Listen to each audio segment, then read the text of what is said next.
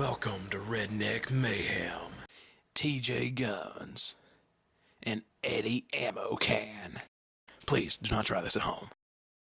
Please do not stick stuff in your microwave. You might need it for a hot bucket. We got about 7 bottle rockets here. Let's stick them in a microwave. You smell that degree ferment over there? Oh yeah, it's lovely.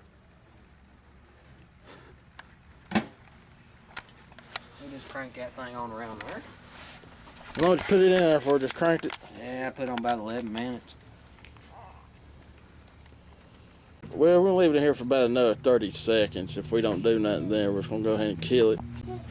Oh, hell. Kill it, hell, let's leave it on. Oh, yeah. Oh. Uh-oh.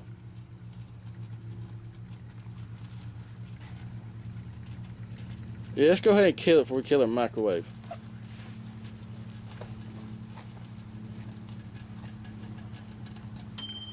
It's done. It's done.